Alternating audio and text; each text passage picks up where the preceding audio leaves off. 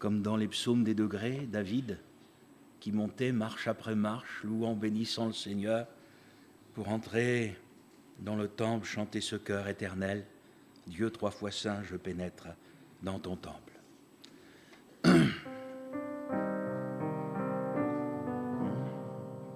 Éternel, Dieu 3 fois saint, je pénètre dans ton temple et dans ton éclat divin. Prosterné, je te contemple, Saint, Saint, Saint est l'Éternel, le Seigneur Dieu des armées, sur la terre et dans le ciel, sa gloire est manifestée. Saint, Saint, Saint est l'Éternel, le Seigneur, Dieu d'Israël. Éternel, Dieu 3 fois saint, je pénètre dans ton temple et dans ton éclat divin. Prosterné, je te contemple, Saint, Saint, Saint est l'Éternel, le Seigneur Dieu des armées, sur la terre et dans le ciel, sa gloire est manifestée. Saint, Saint, Saint est l'Éternel, le Seigneur Dieu d'Israël. Et la grâce que nous avons, c'est en venant dans sa maison de pouvoir déposer à ses pieds tout souci, tout fardeau, et dans sa présence pouvoir le louer, le bénir, l'adorer, de réaliser que même si l'avenir peut paraître sombre à cause de l'époque, des temps dans lesquels nous vivons, nous avons un Seigneur qui nous tient par la main et qui nous emmènera avec lui jusqu'au bout, dans le ciel.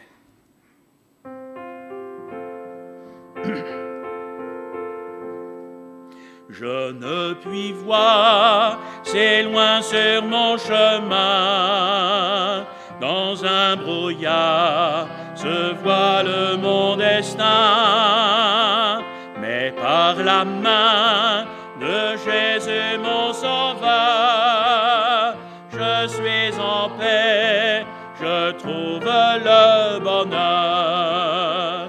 Il tient ma main le jour le plus mauvais. Il tient ma main quand tout me semble gai.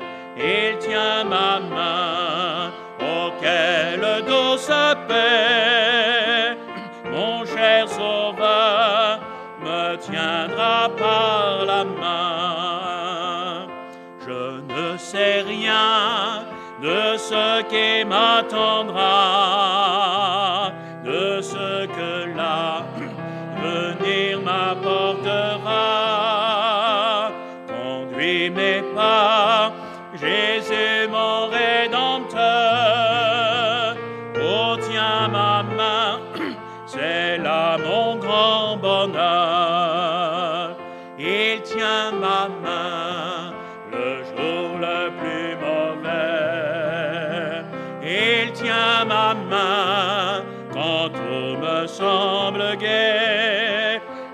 Il tient ma main, oh quelle douce paix. Mon cher sauveur me tiendra par la main. Si le chemin est difficile et long, je vois parfois du ciel un doux rayon. Tout s'éclaircit, je vois la ville d'or. Il tient ma main au céleste port. Il tient ma main le jour le plus mauvais.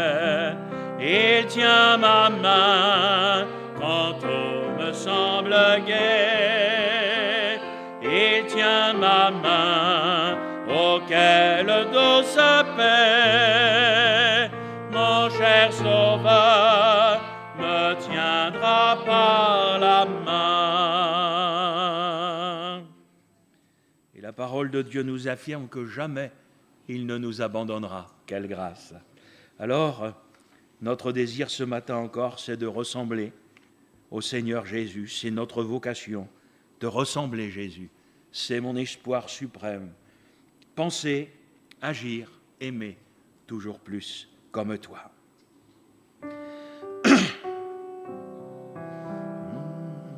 Te ressembler, Jésus, c'est mon espoir suprême. Penser, agir, aimer, toujours plus comme toi. Te ressembler, Jésus, c'est mon espoir suprême. Par ton esprit en moi, semblable à toi, te ressembler, Jésus, c'est mon espoir suprême.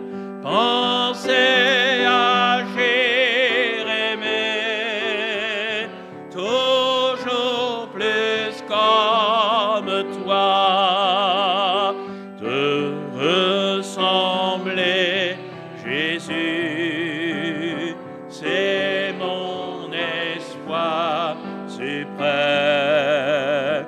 Par ton esprit en moi, semblable à toi. On va se recueillir. J'ai choisi encore un cantique que nous n'avons pas l'habitude de chanter, mais ce sont les paroles de la parole de Dieu. Il ne brise pas le roseau froissé, il n'éteint pas la mèche, le lumignon qui fume encore. Et béni soit Dieu de ce qu'il ne nous a jamais laissés ou délaissés, même quand nous étions tout en bas. Mais il nous a toujours relevés, il nous a toujours fait grâce.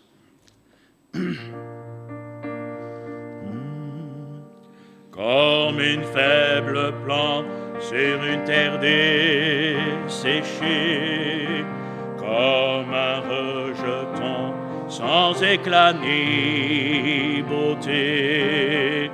Il n'avait rien pour plaire, rien de très attirant. Il était trop saint, trop peu, trop différent. Il ne brise pas le roseau froissé. Il n'éteint pas la mèche qui brûle encore. Il panse les plaies de l'oiseau blessé. Il ramène le bateau jusqu'au port.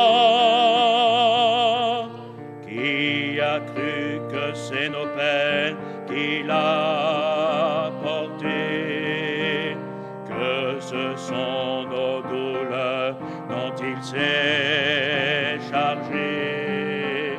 Il était frappé pour nous donner la paix, que pour nous sauver, il a été brisé. Il ne brise pas le roseau froissé. Il n'éteint pas la mèche qui brûle encore. Il panse les plaies de l'oiseau blessé. Il ramène le bateau jusqu'au port, comme une brebis muette chez le boucher. Il n'a pas dit un mot, pas un seul cri. L'angoisse et l'horreur profonde l'ont emporté. Il est mort en silence pour nous donner la vie. Il ne brise pas le roseau froissé. Il n'éteint pas la mèche qui brûle encore. Il panse les plaies de l'oiseau blessé. Il ramène le bateau jusqu'au port. Il ne brise pas le roseau froissé. Il n'éteint pas la mèche qui brûle encore. Il panse les plaies de l'oiseau blessé. Il ramène le bateau jusqu'au port.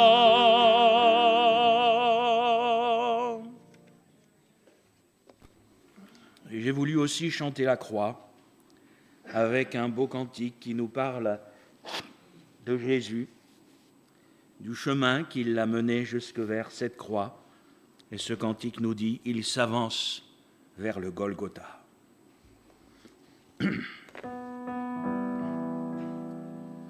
Il s'avance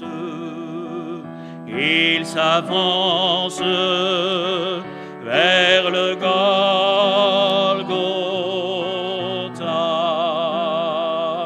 et le chemin est imprégné de son sang,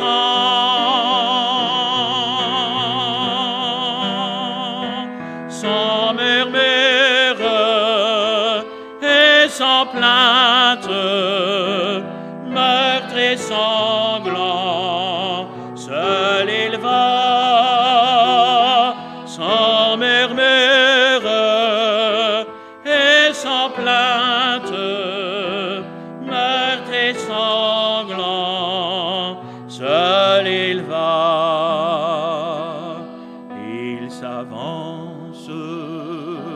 Il s'avance vers le Golgotha, péniblement dans la douleur, front baissé,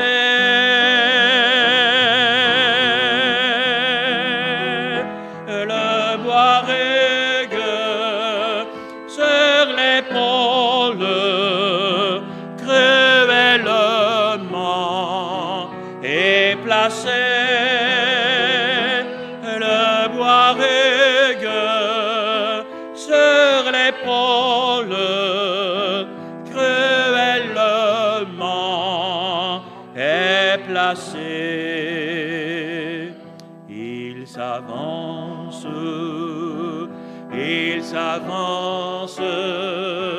vers le Golgotha, et la foule dans l'arène se tient là.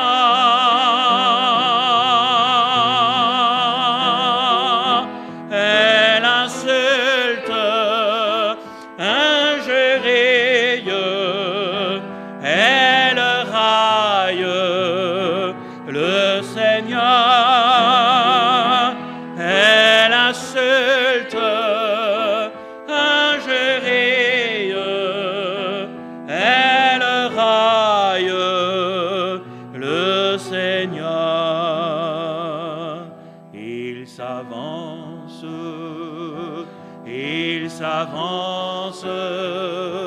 vers le Golgotha.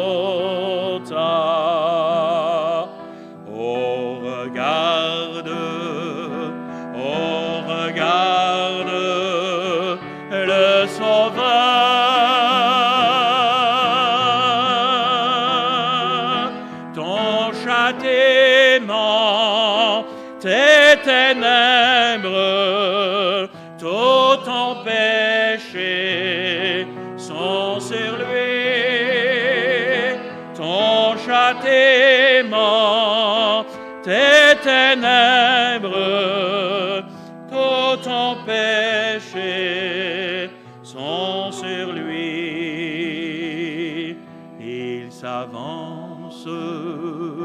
Il s'avance vers le Golgotha,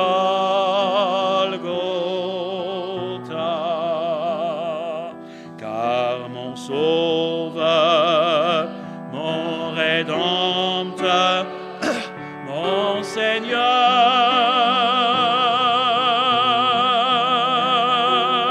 je t'adore, te contemple, oh je t'aime, toi Jésus,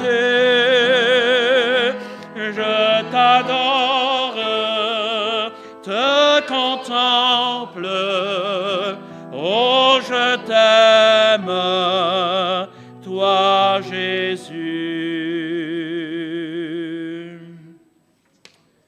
Beau cantique, hein? Je vais inviter les frères à s'approcher pour servir la Sainte Seine ce matin. Mon frère Serge Laronche, Patrick Bréval, mon frère Joël Bettencourt et Michael Harel, si vous voulez bien, s'il vous plaît, vous approchez les frères, et je voudrais vous inviter, frères et sœurs, à reprendre les paroles que nous avons chantées, puisque c'est Ésaïe 53 que nous avons chanté, ces merveilleuses paroles.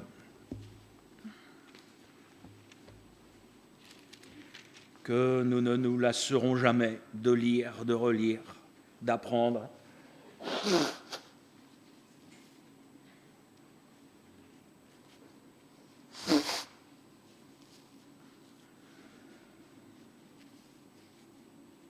Qui a cru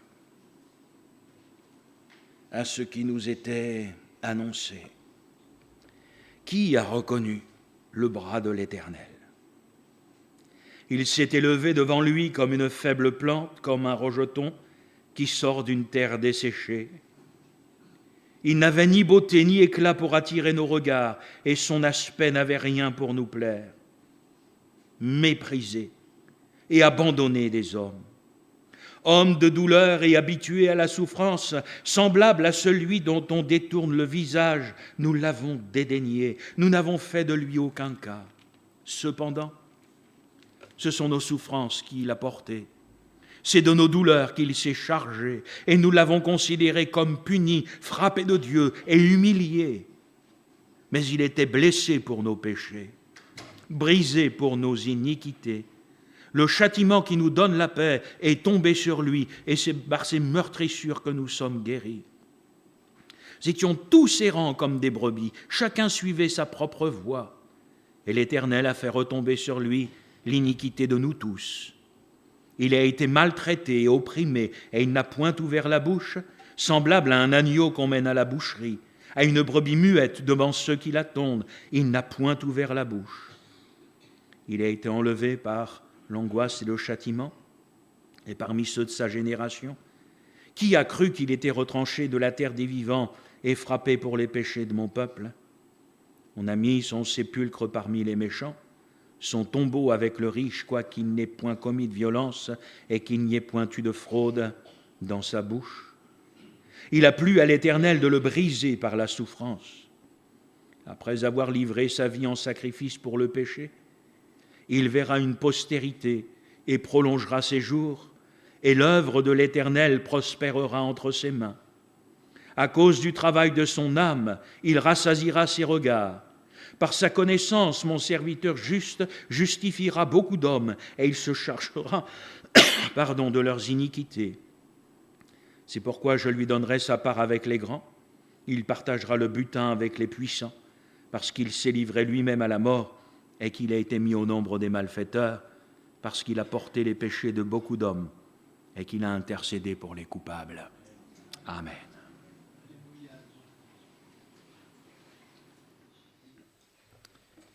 Et je voudrais vous inviter, frères et sœurs, ce matin à lire avec moi dans l'Épître aux Romains, chapitre 8, verset 8.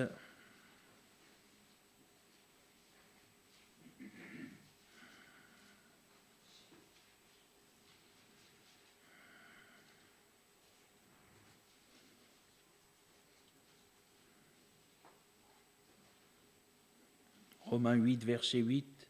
Or, ceux qui vivent selon la chair ne sauraient plaire à Dieu. Amen. Et je voudrais ce matin, c'est la pensée que le Seigneur a placée sur mon cœur, vous parler du fait de plaire à Dieu. Parce que je crois qu'en fait, c'est la base de toute vie chrétienne. Le désir de plaire à Dieu. Le fait de toujours, sans aucune exception, toujours chercher en toute chose à lui être agréable. Ça pourrait peut-être, frères et sœurs, nous paraître comme une évidence au premier abord. Mais on va encore le méditer ensemble ce matin. Ça va beaucoup plus loin que ce que nous pourrions penser. Vous doutez bien que je vais vous citer plusieurs textes bibliques pour illustrer mes propos. Mais je voudrais déjà que nous nous arrêtions sur cette notion de plaire. Si vous poursuivez le texte, il est question de la chair. Donc il va y avoir cette notion de plaire qui va être attachée au désir de la chair. Donc, quelque part, plaire à la chair ou plaire à Dieu. La comparaison qui est donnée dans les textes bibliques, c'est de marcher selon l'esprit et de ne pas marcher selon la chair. Parce que si nous marchons selon la chair, nous allons accomplir les désirs de la chair, alors que si nous marchons selon l'esprit, eh bien nous allons accomplir la volonté de Dieu. Et chercher à plaire, on va le méditer ensemble, Paul va souvent évoquer cette question. Là, il va parler de plaire à Dieu, mais il va aussi parler de plaire aux hommes, à plusieurs reprises.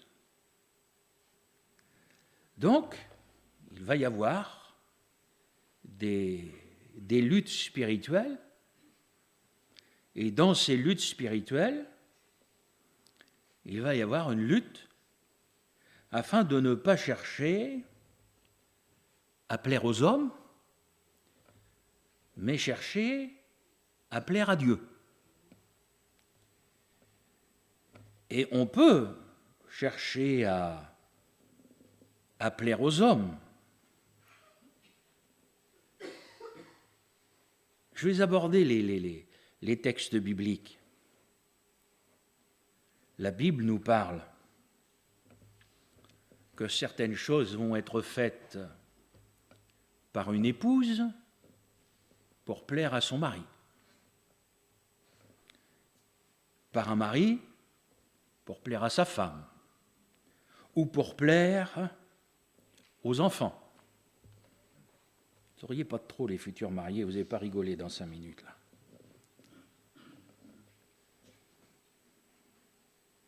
Je peux le dire, parce que je l'ai vécu, certaines choses peuvent même être faites pour plaire au pasteur. Mais ça n'a aucun fondement biblique. Parce que celui à qui nous devons plaire, c'est au Seigneur. Donc, nous devons en tout temps, en toutes choses, en toutes circonstances. Toujours, toujours chercher à plaire à Dieu. Alors, que les futurs mariés ne s'inquiètent pas, le verset que je vais vous citer, je ne vais pas prêcher dessus le jour de votre mariage. Pourquoi est-ce que je dis ça? Parce que je vais vous citer la parole de Dieu, où il est dit « Celui qui n'est pas marié s'inquiète des choses du Seigneur, des moyens de plaire au Seigneur. Et celui qui est marié s'inquiète des choses du monde, des moyens de plaire à sa femme, et celle qui est mariée s'inquiète des choses du monde, des moyens de plaire à son mari. » 1 Corinthiens, chapitre 7, verset 2. Paul dira encore aux Galates, « Est-ce la faveur des hommes que je désire ou celle de Dieu? Est-ce que je cherche à plaire aux hommes? Si je plaisais encore aux hommes, je ne serais pas serviteur de Christ. » Galates, chapitre 1er, verset 10. Il dira encore aux Thessaloniciens, « Ainsi nous parlons, non comme pour plaire à des hommes, mais pour plaire à Dieu qui sonde nos cœurs. » 1 Thessaloniciens, chapitre 2, verset 4. Donc, frères et sœurs, en lisant ces textes bibliques, nous voyons bien qu'il y a des choses dans la vie des hommes qui peuvent être des entraves au fait de plaire à Dieu. Et on ne peut mettre de côté, parce que c'est un enseignement biblique, que le mariage va orienter l'homme et la femme vers les choses de la terre. Parce qu'ils vont chercher à s'installer sur cette terre, à construire une vie sur la terre.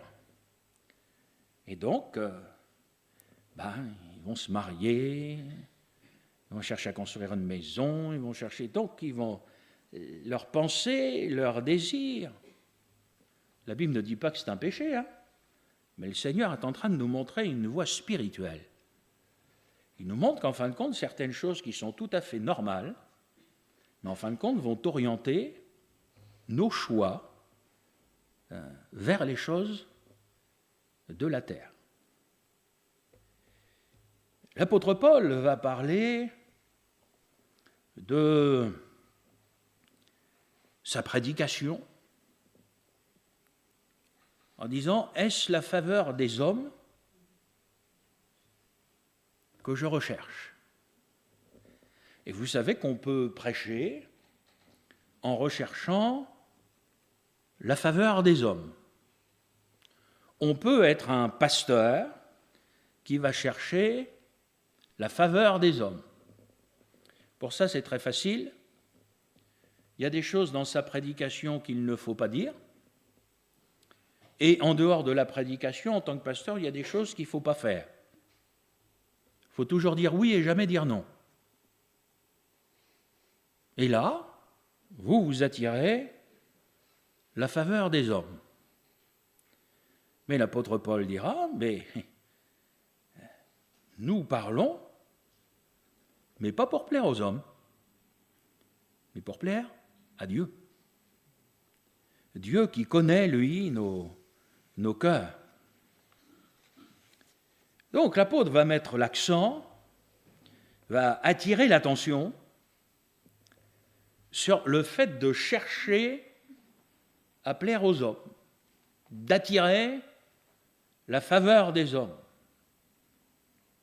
Et il faut reconnaître, frères et sœurs, que la tentation est grande. Plaire aux hommes, faire comme ils veulent, leur dire ce qu'ils désirent entendre, chercher à leur être agréable. Mais la parole de Dieu, elle nous demande de plaire à Dieu, de chercher ce qui plaît au Seigneur. Quand vous regardez les textes bibliques, elle nous demande de chercher aussi ce qui lui déplaît et de le rejeter. Donc c'est chercher ce qui lui plaît pour le faire, pour le vivre, pour le mettre en pratique. Et c'est aussi être conscient de ce qui lui déplaît et le rejeter dans nos cœurs, dans nos vies.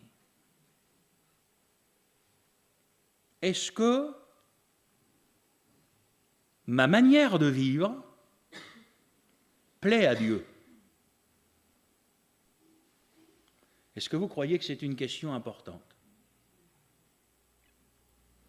Est-ce que mes pensées, ce qui se passe dans ma tête ce matin-là, est-ce que ça plaît au Seigneur?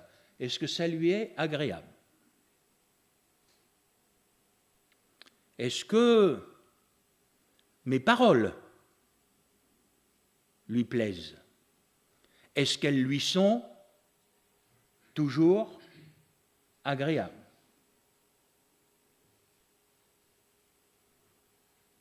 Vous savez, quand je suis sorti hier, tout à coup, il y a une odeur qui est venue à mes narines.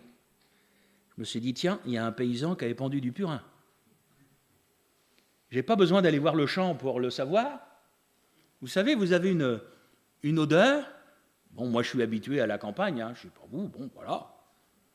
Enfin, j'ai quand même envie de vous dire, il y a quand même plus agréable comme odeur.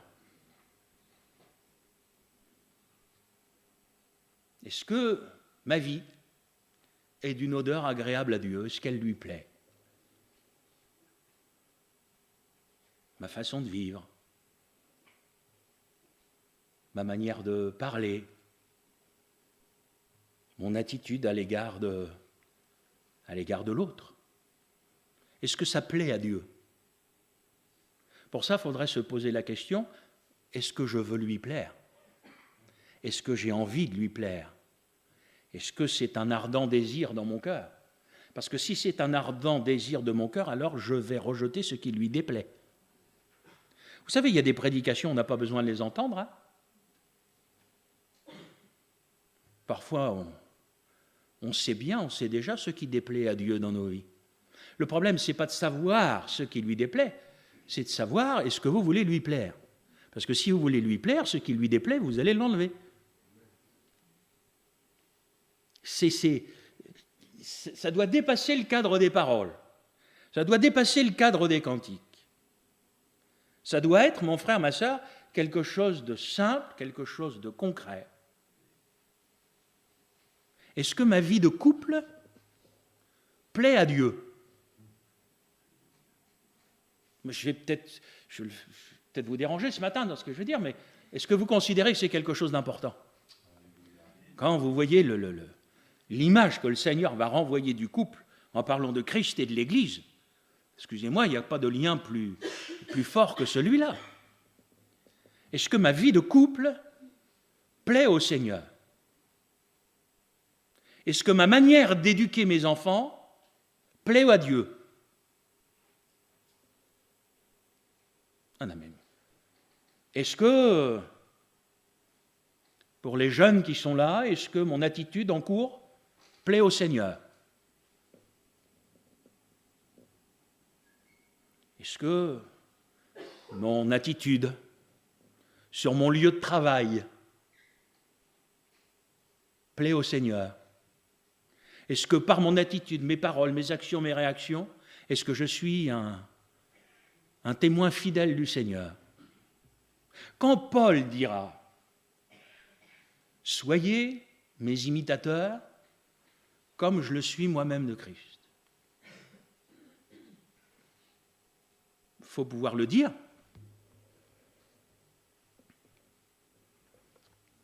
Est-ce que nous aimerions que les nôtres soient comme nous, parlent comme nous, réagissent comme nous, pensent comme nous? On a chanté un beau chœur ce matin. Te ressembler, Jésus. C'est mon espoir suprême. Il n'y a pas plus haut dans ma vie que de ressembler au Seigneur. Êtes-vous sûr que c'est vraiment vrai? Parce que si c'était vraiment vrai, alors en toute chose, en tout, dans le moindre détail, on chercherait à plaire à Dieu avant toute chose. Avant toute chose, un mari doit chercher à plaire à Dieu avant de chercher à plaire à sa femme. Vous en avez même qui cherchent à plaire à leur femme pour avoir la paix. Vous croyez que ça ressemble à un foyer chrétien, ça? Ça ressemble à un foyer du monde, vivre comme ça. Vivre comme ça, vous allez voir un couple inconverti, il n'y a pas de problème, ils savent vivre comme ça. Mais nous, on est au Seigneur. Cherchez à plaire à Dieu dans mes pensées. Se dire, mais Seigneur, toi, jamais t'aurais pensé ça. Donc moi, je n'ai pas le droit de le penser. Si Jésus n'aurait jamais pensé ça, ça veut dire que ces pensées, elles doivent être éjectées de ma vie. Je dois me les faire sortir le plus vite possible. Parce qu'autrement, ça veut dire que ça déplaît à Dieu. Donc ce serait dommage de chanter « Te ressembler Jésus, c'est mon espoir suprême » et dans notre vie concrète de chaque jour, bien cultiver des choses qui, en fin de compte, ne plaisent pas au Seigneur.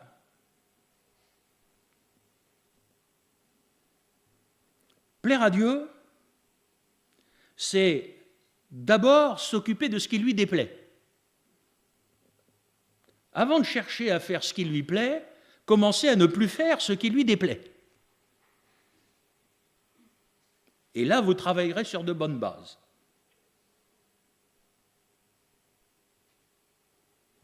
Alors, y aurait-il des choses dans nos vies qui, ce matin encore, pourraient déplaire à Dieu? Ah non, frère, moi, je suis parfait. Tant mieux pour vous. Certains n'ont pas compris que plaire à Dieu, ce n'est pas avoir une liste de choses qu'il faut faire et une autre liste de choses qu'il ne faut pas faire. Parce que si vous fonctionnez dans votre vie spirituelle avec des choses d'un côté qu'il faut faire et de l'autre côté qu'il ne faut pas faire, vous êtes sous la loi. Et donc, ce qu'il faut faire, vous allez vite constater que vous ne le faites pas. Et ce qu'il ne faut pas faire, vous allez vite constater que c'est ça que vous faites. Alors, si plaire à Dieu, ce n'est pas se mettre sous une loi, avec des choses qu'il faut faire et des choses qu'il ne faut pas faire. Pasteur, dis-moi, c'est quoi? C'est avoir un cœur changé.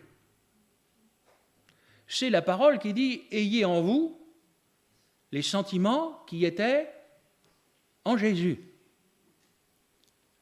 Mais frères et sœurs, ressembler à Jésus, on aurait pu chanter un autre chœur, « Être comme Jésus », c'est ce que mon cœur désire. On aurait pu chanter ça aussi. Mais vivre comme Jésus, parler comme Jésus, être comme Jésus, ressembler au Seigneur Jésus en toutes choses. Si aujourd'hui vous acceptez d'être vrai, ça commence par là. et que vous regardez objectivement, avec vérité, votre cœur, votre vie, en disant « Mais Seigneur, il y a encore aujourd'hui tellement de choses dans ma vie qui sont loin de toi. » C'est pas en faisant des efforts, c'est pas en essayant d'être meilleur, c'est pas en essayant de mettre une bride à votre bouche. C'est aux chevaux qu'on fait ça, nous dit la parole de Dieu. Mais ce que nous avons besoin de comprendre, c'est qu'on a besoin d'être changé. Ce que les chrétiens ont besoin de comprendre, c'est que l'œuvre dont ils ont besoin, elle est spirituelle. Ils ont besoin que Jésus vienne les changer, vienne les transformer, vienne accomplir dans leur cœur une œuvre que tous leurs efforts n'ont jamais réussi à faire depuis 10 ans, 20 ans ou 30 ans.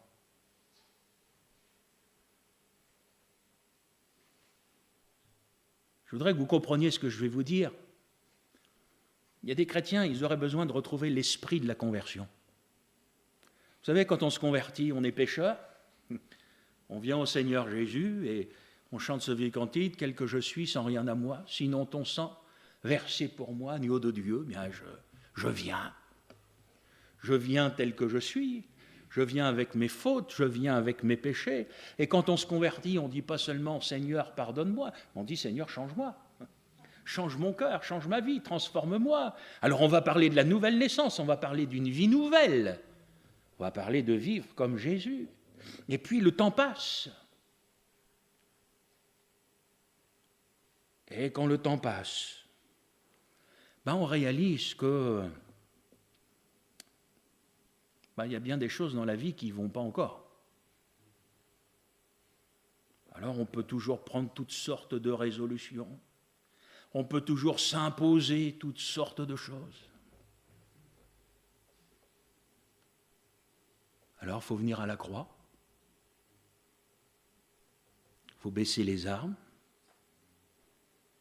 Il faut accepter de reconnaître, parfois plus difficile, accepter de reconnaître ce qui dans nos vies ne plaît pas à Dieu, ne ressemble pas à Jésus, n'est pas digne de Jésus, et implorer l'œuvre du Seigneur. Comprenez-le bien, frères et sœurs, l'esprit de la loi, c'est « Seigneur, je te demande pardon ». Et je rentre et le lendemain, je recommence. La grâce, c'est « Seigneur, je te demande pardon ». Puis c'est « Seigneur, cette faute pour laquelle je te demande pardon, je ne veux plus jamais la commettre. Alors, change-moi. Change mon cœur, change ma vie, change mes pensées, transforme-moi, Seigneur, qui est une purification, mais pas dans le sens du pardon, mais d'avoir un être qui va ressembler au Seigneur Jésus. Pour pouvoir vivre en plaisant à Dieu. Pour pouvoir dire, tout ce que je fais lui est agréable. Tout ce que je dis lui est agréable. Tout ce que je pense lui est agréable. C'est un dépouillement et un revêtement. C'est vraiment, pas dans des paroles, mais dans le cœur, réellement souffrir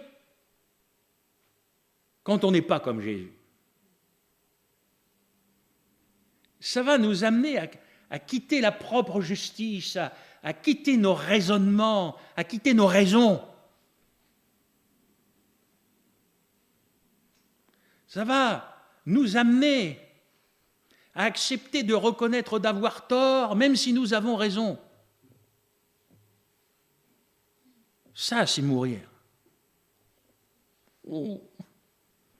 C'est Jésus qui aurait pu se défendre, qui aurait pu faire valoir sa justice, et qui n'a rien dit.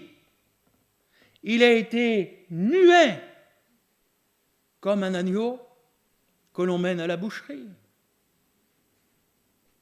Il a été injurié. Quelle a été sa réaction? Injurié, il ne rendait pas d'injure. On lui a tout fait, relisez même le texte d'Ésaïe, on lui a tiré la barbe, on lui a craché dessus, Mais Jésus, il est allé sur la croix jusqu'à prononcer cette parole déconcertante, pardonne-leur. Ils l'ont crucifié, quoi.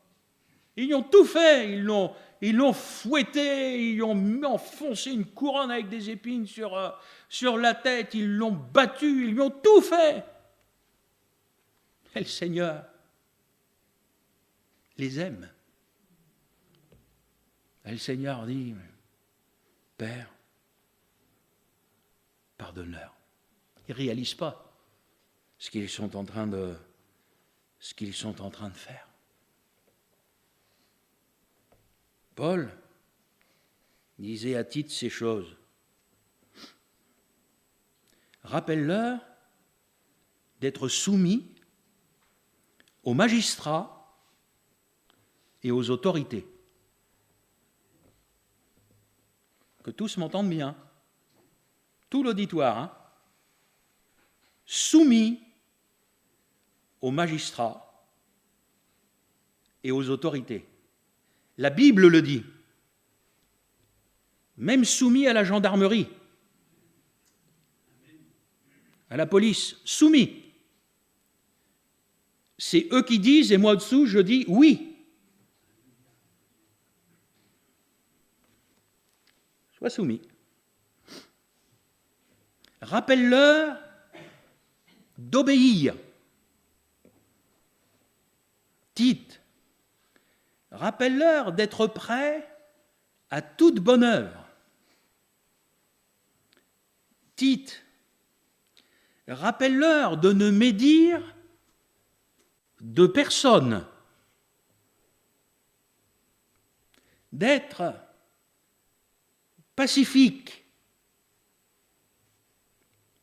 modéré, écoutez bien ce qui est écrit, plein de douceur envers tous les hommes. Vous savez que la douceur caractérisait le Seigneur Jésus.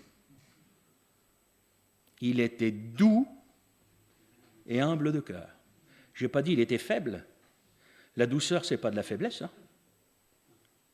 C'est une marque de caractère du Seigneur Jésus. Dis mon frère, est-ce que ta femme est douce? Dis ma sœur, est-ce que ton mari, c'est un homme doux? Parce qu'alors tu vas voir Jésus en lui. Ça c'est du concret, c'est du vrai, mais c'est écrit. Nous avons dans la parole de Dieu un exemple très particulier. C'est celui de Jonas. Et j'espère qu'il n'y a pas de Jonas au milieu de nous. Parce que Jonas, c'est un homme qui savait exactement ce que Dieu attendait de lui, mais plutôt que faire ce que Dieu attendait de lui, il a choisi de fuir. Il a pensé qu'en changeant d'endroit, en prenant le bateau, eh bien les choses allaient s'arranger. Il a pensé que Dieu allait le laisser tranquille. Vous connaissez l'histoire de Jonas? Ça n'a pas réglé son problème avec Dieu. On connaît, vous et moi, la suite de l'histoire. C'est terrible de savoir ce que Dieu veut de nous et de fuir, plutôt que de le vivre et de le mettre en pratique. Vous avez également l'exemple du jeune homme riche. Il a été par le Seigneur Jésus mis face à la volonté du Seigneur. Le Seigneur lui a dit exactement ce qu'il attendait de lui, ce qu'il voulait. Et vous comme moi, nous savons qu'il est reparti tout triste, parce qu'il a préféré sa vie, il a préféré ses richesses à ce qui plaisait au Seigneur. Jésus pouvait dire ceci: je fais toujours ce qui lui est agréable. Jean, chapitre 8, verset 29. Alors, vous avez chanté ce matin, te ressembler, Jésus, c'est mon espoir suprême. Donc, ça veut dire, Seigneur, je veux toujours et en tout temps chercher ce qui t'est agréable. Pas chercher ce qui m'est agréable, chercher ce qui t'est agréable. Paul disait aux Éphésiens, examinez ce qui est agréable au Seigneur et ne prenez point part aux œuvres infructueuses des ténèbres, mais plutôt condamnez-les. Éphésiens 5, 10. Examinez, cherchez ce qui est agréable au Seigneur et ne prenez point part au reste. Mon frère, ma sœur, qu'est-ce qui est important? Moi ou lui? Qu'est-ce qui est important? Ce que moi je pense ou ce que Jésus pense? Ce que moi je dis ou ce que le Seigneur Jésus dit? Qu'est-ce qui est important? Ce que moi j'aime ou ce que lui, il aime? Ce que moi je veux ou ce que lui, il veut? Voyez-vous, frères et sœurs, la place de la chair, ne nous en déplaise, c'est de mourir. La chair et ses œuvres doivent être crucifiées. Alors on va chanter des beaux cantiques. Je veux mourir avec toi sur la croix. Ben, faites attention avant de le chanter. Il faudrait que ce soit vrai. Est-ce que ce matin j'accepte de mourir? De n'être rien? Mais pour que lui, Jésus, soit vu. Vous savez, frères et sœurs, je pense que la clé de tout ça, c'est d'accepter de se remettre en question.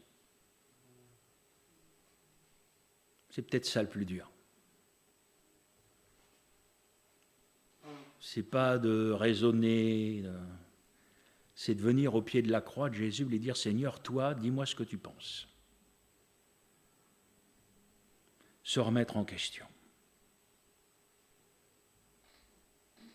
On peut, la Bible le montre, avoir affaire au propre juste.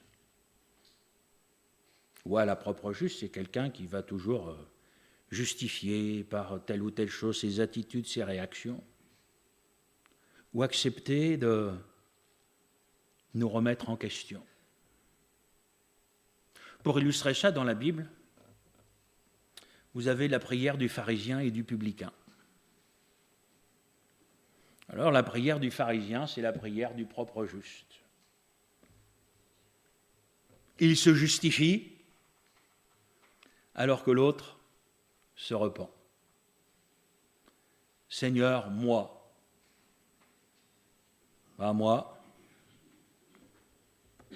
regarde Seigneur tout ce que je fais.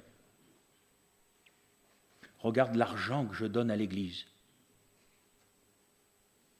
J'étais marqué par J'étais pasteur à l'église de Cherbourg, et on a eu un couple dans l'église qui a déménagé, qui est parti dans le sud de la France quand ils ont été retraités. Et j'ai visité ce couple avant qu'ils ne partent. Et j'ai jamais, vous savez, des fois dans le ministère, on entend des choses. Le frère me dit, tu sais, vraiment, ce qui m'embête en partant, c'est tout l'argent que je donnais à l'église. Parce qu'il dit, tu sais, le dimanche, dans l'enveloppe, il y avait quelque chose. J'étais un peu... Vous savez, quand on est pasteur, des fois... je lui ai dit, tu sais, le Seigneur pourvoira aux besoins de son œuvre. Il a toujours pourvu, il pourvoira encore. S'il ne le fait pas avec la main droite de quelqu'un, il le fera avec la main gauche de quelqu'un d'autre. Le frère et son épouse sont partis. La seule chose que j'ai vue, c'est les offrandes augmenter. Je les ai jamais vus diminuer. La seule chose que j'ai appris, c'est qu'il a divorcé avec sa femme et qu'il était parti avec une inconvertie après. Et le pharisien, moi ce que je fais, je suis là, mais moi, je prie, je jeûne, je donne mon offrande, c'est très bien. C'est très bien, mais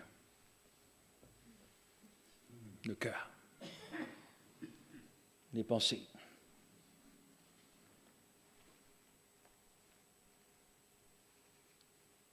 Ce que je pense de moi, ça compte pas. Ce qui compte, c'est ce que Jésus pense de moi. Ce que je crois être, ça compte pas. Mes œuvres, ça compte pas. L'un va se comparer à l'autre, va se trouver mieux que l'autre et va mettre en avant les fautes de l'autre. Va le mépriser, dire regarde, c'est un pécheur. Puis vous avez le publicain. Lui, il se repent. C'est un Zachée numéro 2. Publicain, c'est les collecteurs d'impôts, mal vus, voleurs. Lui, il se frappe la poitrine. Il est conscient qu'à cause de son attitude, à cause de ses péchés, il y a quelque chose entre lui et Dieu qui ne va pas et il est dans une vraie repentance. Il est en disant, mais ô Dieu, sois apaisé envers moi. Ça veut dire quoi d'après vous, sois apaisé? Ça veut dire qu'il sait qu'à cause de ce qu'il vit, de ce qu'il est, la colère de Dieu est sur lui.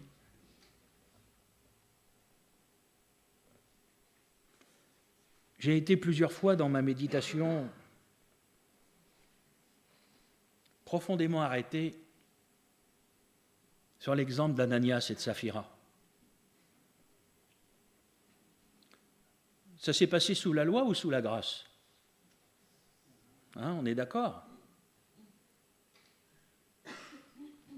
Quand les chrétiens réclament la Pentecôte, l'action du Saint-Esprit, les miracles, les guérisons, les conversions, est-ce que vous voudriez aussi que dans l'action du Saint-Esprit se passe encore au milieu de nous ce qui s'est passé du temps d'Ananias et de Saphira?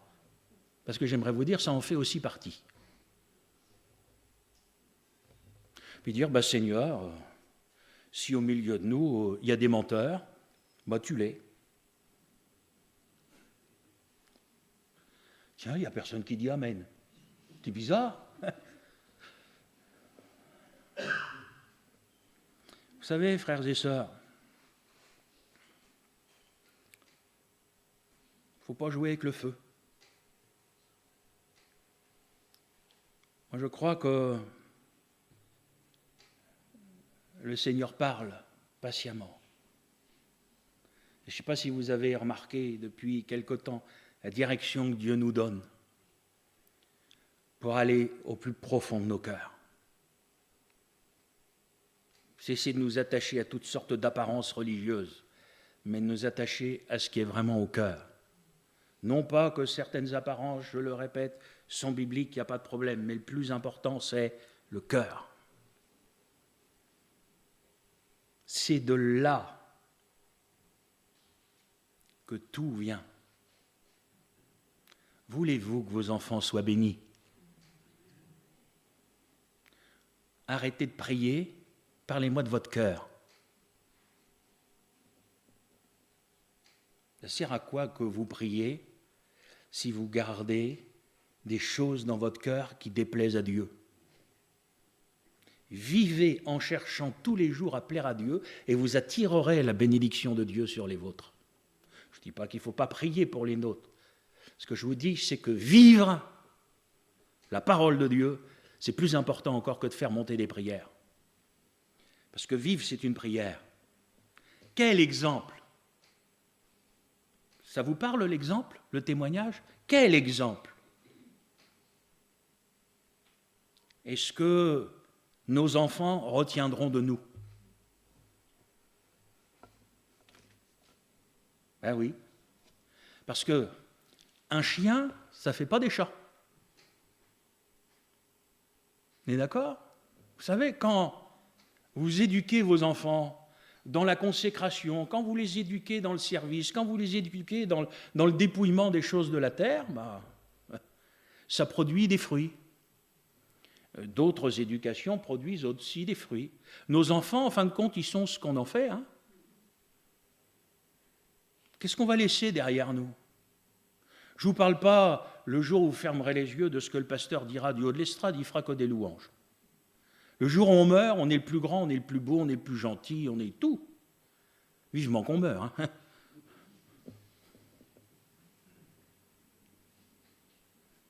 Mais des fois, ceux qui ont vécu avec, ça, une fois que j'aurai fermé les yeux, qu'est-ce qui restera? Ce que j'espère, c'est qu'on pourra dire, il a été fidèle à la parole. Ah, ça. Puis après, vous demanderez au mien. Demandera à ma femme, c'est elle qui me connaît le mieux. Vous le saviez? Ah oui. Oh, mais mes frères, l'amour excuse tout, pardonne tout, etc. Ça, c'est le grand saladier, on connaît. Non, mais dans la réalité, c'est bien de prêcher à l'église. Mais chez moi, et comme en Gilles. Hein? Parce que moi, je ne peux pas vous prêcher des choses que je ne vis pas. Sinon, vous ne pourrez pas les vivre. Ma prédication sera de la musique, mais elle ne produira rien dans les cœurs. Donc, voyez-vous, frères, sœurs, c'est essentiel. Ceux qui ont des petits-enfants, vous voulez que vos petits-enfants soient bénis? Oui, soyez. Vous savez qu'est-ce qui caractérise le nom du Seigneur? C'est bizarre. Je suis celui qui suis. Ça veut dire quoi ça? Être. Être. Pas besoin de discours, etc. Soyez mes imitateurs. Vous pouvez vivre ce que je vis. Parce que ce que je vis, je le vis par la grâce de Dieu. Alors Paul va dire à Timothée, mon gars, sois un modèle en tout. En tout. Vous savez, ça c'est la base de tous ceux qui veulent servir le Seigneur. Hein. Sois un modèle en toutes choses. Tu veux servir Dieu? Eh bien, il faut que ça commence par le terrain, par tes réactions, par tes paroles, etc. Sois un modèle en tout. Et là, après, tu pourras dire comme moi, soyez mes imitateurs. C'est la parole de Dieu. Vous pourrez dire tout ce que vous voulez, la retourner dans tous les sens. Personne ne pourra me dire que j'ai tort parce que c'est la parole de Dieu. Être, vivant, ce qui ne se voit pas. Frères et sœurs, s'il fallait ce matin que le Seigneur utilise le vidéoprojecteur et que soit projetée à l'église votre semaine, pas quand vous étiez là, quand vous n'étiez pas là. Ce que vous avez fait, ce que vous avez dit que les gens ne voient pas, au-delà de nos prières, de tout ça, ce qu'on est. Parce que c'est quand on est dehors que ce qu'on est se révèle. Voilà. S'il fallait que ça se soit mis devant tout le monde, qu'un pour dire, c'est pas de problème.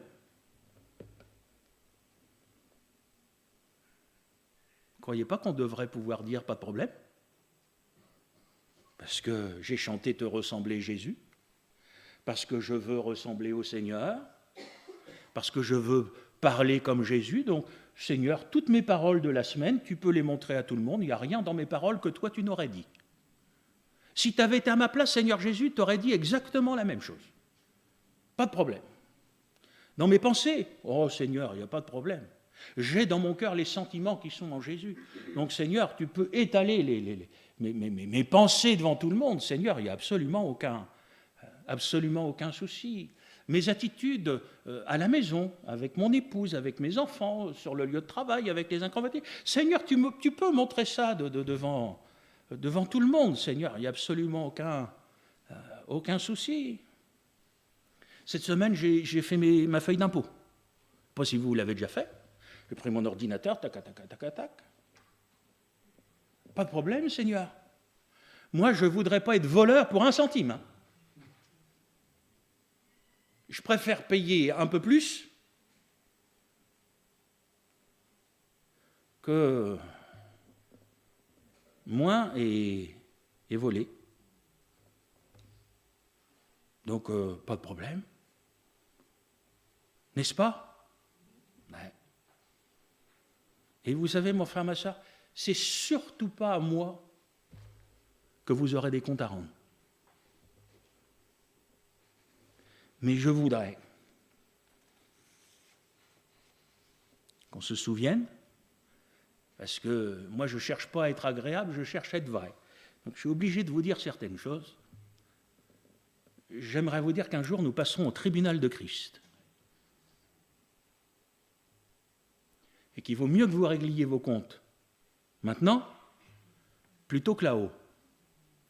Parce que là-haut, vous devrez rendre des comptes même pour toute parole vaine que vous aurez prononcée. Alors là, il n'est pas question de salut, hein. Ça veut dire qu'on sera là-haut. Mais la suite des choses, les récompenses, c'est quand même quelque chose sur lequel moi je me garde d'enseigner précisément, parce qu'on ne sait pas jusqu'où ça va. Ça veut dire quoi? Les couronnes, etc. Vous savez. Oh si, dans mes notes, je peux vous montrer la couronne de gloire, couronne de justice, machin. J'ai médité tout ça, mais dans le côté pratique, moi je crois, frères et sœurs, qu'il vaut mieux qu'on demande ici-bas au Seigneur de nous changer. Le jour où moi je comparaîtrai devant le Seigneur me demandera des comptes sur tout ce que j'ai dit. C'est pourquoi je fais toujours très attention à tout ce que je dis. Et en plus, dans certaines circonstances, je pèse ce que je dis, parce que j'aurai des comptes à rendre devant Dieu. J'aurai des comptes à rendre sur ma prédication, sur ce que j'aurais prêché, sur ce que j'aurais dit, et sur ce que j'aurais pas dit. Le jour où un pasteur paraîtra devant Dieu, et on leur dira, mais pourquoi tu n'as pas prêché là-dessus? C'était pas écrit? Ah oui, mais Seigneur, c'était pour les Corinthiens. Seigneur, donc a dit, ça va bien, oui? C'était dans ma parole ou pas? Oui, Seigneur, donc c'était pour toi. Sinon, ça n'aurait pas été dedans. Pourquoi tu n'as pas prêché? Pourquoi tu n'es pas intervenu dans telle situation? Pourquoi tu t'es tu? Tu n'as pas eu de courage? Oui. Plaire à Dieu. Sortir de cette maison de prière avec un désir, mais ardent, débordant, de plaire à Dieu et avec un désir ardent, débordant, de rejeter tout ce qui lui déplaît dans la moindre chose, dans le moindre détail. Et vous remarquez que parfois dans nos prières, on va dire « Seigneur, montre-moi ce qui ne va pas dans ma vie. Seigneur, enlève ce qui ne va pas. » Faites attention que ce ne soit pas écrit quelque part que c'est à vous de l'enlever. On est très fort là-dessus de demander au Seigneur de faire quelque chose, c'est à nous qu'il a demandé de le faire. Examinez-vous vous-même. Ouais. Vous savez, frères et sœurs, ça ne vous fera pas de mal de venir au pied de la croix. Hein. Ça ne vous fera pas de mal de vous remettre en question. Ça ne vous fera pas de mal de reconnaître ce que vous n'êtes pas, de vous repentir et d'implorer la grâce de Dieu afin qu'il vous change, qu'il vous transforme, qu'il vous amène à être comme lui. De quitter parfois les déguisements qui sont les nôtres pour être vrai devant Dieu. Que le Seigneur vous bénisse. Dieu Tout-Puissant, qui mieux que toi connaît nos vies, nos cœurs,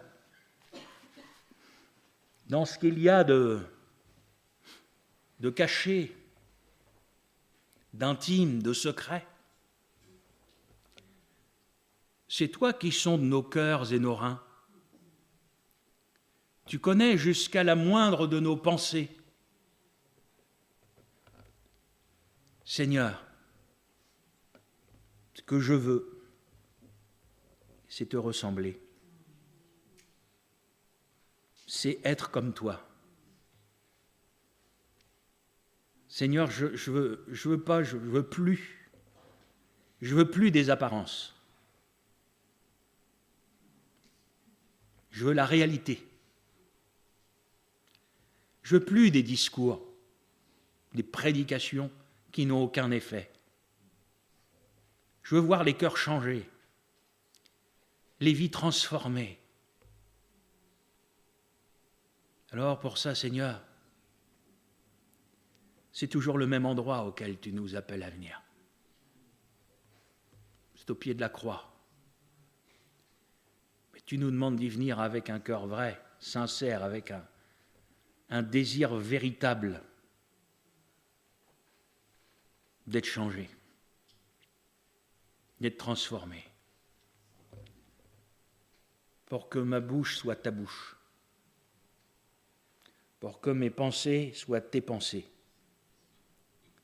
pour que mes mains soient tes mains, pour que mon cœur soit ton cœur. Être comme toi, Jésus. Pardonne-moi pour toutes les fois où je ne l'ai pas été. Mais Seigneur, fais grâce. Viens ce matin encore transformer nos cœurs, bouleverser nos vies, pour nous amener à vivre cette vie authentique, cette vie vraie, cette vie profonde à laquelle tu nous appelles. Merci pour ta parole ce matin. Merci pour ces exhortations. Donne-nous de le vivre, s'il te plaît, Seigneur. Dans le nom du Seigneur Jésus. Amen. Amen. Deux de nos frères voudront bien, s'il vous plaît, recueillir nos offrandes. Et pendant ce temps, nous chanterons ensemble un cantique qui élève le nom de Jésus, ton nom, le plus beau des poèmes. C'est celui-là que j'aime. Ton nom, le plus beau des poèmes, ton nom, la plus belle chanson, ton nom, c'est c'est celui-là que j'aime. Ton nom, c'est le plus beau des noms. Je le glorifierai et je l'exalterai. Je le proclamerai sur la terre des hommes. Je parlerai de toi, je porterai ta croix. Toujours je chanterai Jésus, ce nom qui sauve. Ton nom resplendissant étoile. Ton nom méprisé par les tiens. Ton nom, c'est en lui que j'espère. Ton nom, c'est le nom des chrétiens. Je le glorifierai et je l'exalterai. Je le proclamerai sur la terre des hommes. Je parlerai de toi, je porterai ta croix. Toujours je chanterai Jésus, ce nom qui sauve.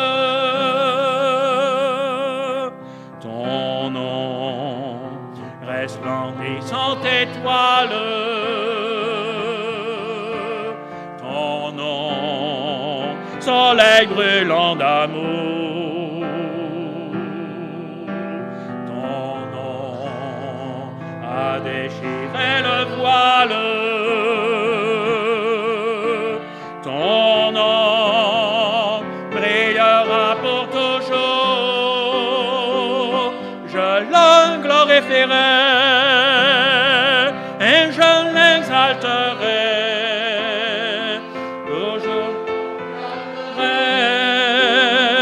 sur la terre des hommes. Je parlerai de toi, je porterai ta croix. Toujours je chanterai Jésus, ce nom qui sauve. Ton nom, grand salut pour les humains. Ton nom qui apporte la paix. Ton nom, c'est le roi qui revient. Ton nom, symbole d'éternité. Je le glorifierai et je l'exalterai.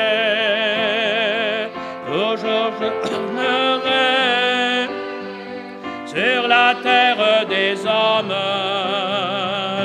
Je parlerai de toi, je porterai ta croix. Toujours je chanterai Jésus, ce nom qui sauve. Amen. Béni soit le nom du Seigneur.